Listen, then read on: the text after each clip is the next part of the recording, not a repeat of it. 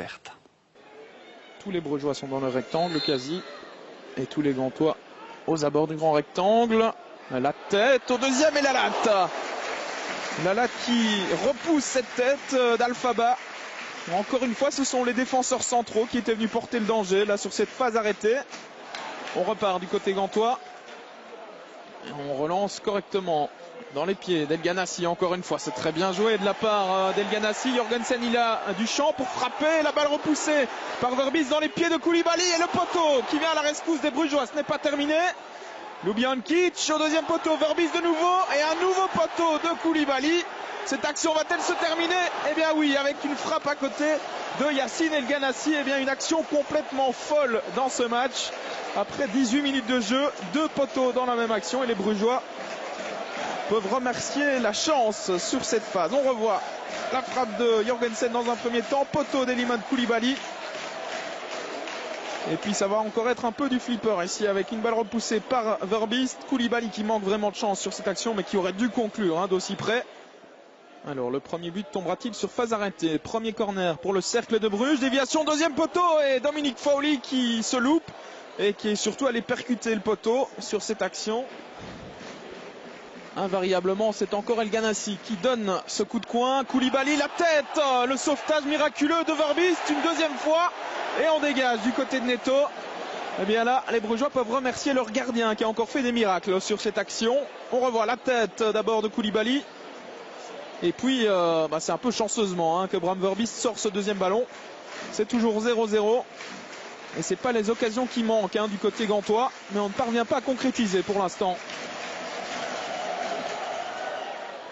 Nouveau coup de coin. El Ganassi dans le paquet. Ballon repoussé par Bram Verbis. Pardon. Le but non. C'est sauvé de la tête par Vian. Sur la ligne. Eh bien décidément. Ce ballon ne rentrera pas sans doute pour les Gantois, en tout cas pas dans cette première période, si ça continue comme cela. On va revoir une nouvelle fois cette action avec la frappe manquée par Arzo. Et c'est Alphaba qui avait frappé sur le crâne finalement de Denis Vian. A priori le ballon n'est pas rentré.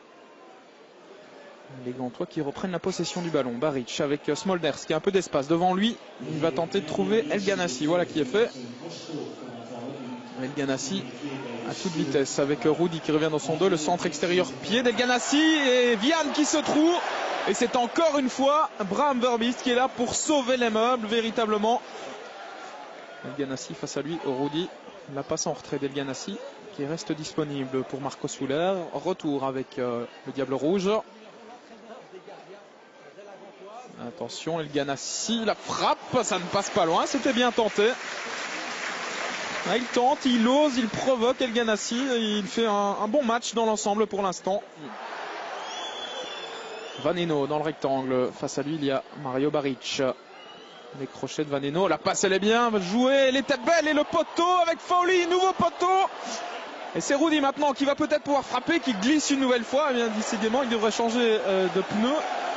Le Portugais.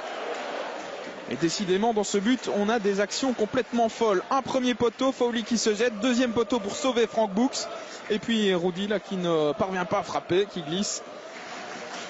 Coup de coin d'El Ganassi. Premier poteau avec la frappe de Nahayo et une nouvelle parade 5 étoiles véritablement de Bram Verbis. Ce gardien il fait un début de championnat tonitruant véritablement. Ce n'est pas terminé pour les Gantois avec Souler. À l'entrée du rectangle, la frappe de Lubiankic et nouvel arrêt de Bram Verbis. Eh bien, on va pouvoir lui ériger une statue du côté de Bruges dès cette première journée de championnat parce que le gardien du cercle est véritablement en train de faire le match de sa vie aujourd'hui. Regardez cet arrêt du bout des doigts ou du bout du pied, encore une fois. Et Marco Souler qui perd le ballon au profit de Rudy qui est reparti dans ses dribbles. Alors est-ce qu'il va tenir droit sur ses jambes cette fois-ci? Oui. Rudy, la passe elle est magnifique. Christophe Dan pour le premier but, il est accroché. Et que dit Monsieur Verweken? C'est un penalty. Penalty pour le Cercle de Bruges. Eh bien il va falloir revoir cette action parce que j'ai quand même l'impression que Christophe Dan est tombé à contre-temps dans cette action. Carte jaune par la même occasion pour Nahayo qui va être exclu. Voilà la première carte rouge des Gantois cette saison. Elle est pour Nahayo qui avait reçu une carte jaune après 17 minutes de jeu. Et pas de doute dans le regard de Monsieur Verweken. On va revoir ça avec Christophe Dan qui glisse véritablement tout seul. Ouais, il se trébuche dans son propre pied. Christophe Dan. Alors, Oleg Yachuk à 10 minutes de la fin de cette rencontre pour le 1-0 via le montant. 0-1 plus précisément. Le Cercle de Bruges passe devant grâce à ce penalty véritablement généreusement accordé par Monsieur Verweken. Mais voilà, les chiffres sont là. C'est 0-1, ouverture du score pour le Cercle de Bruges par Oleg Yachuk.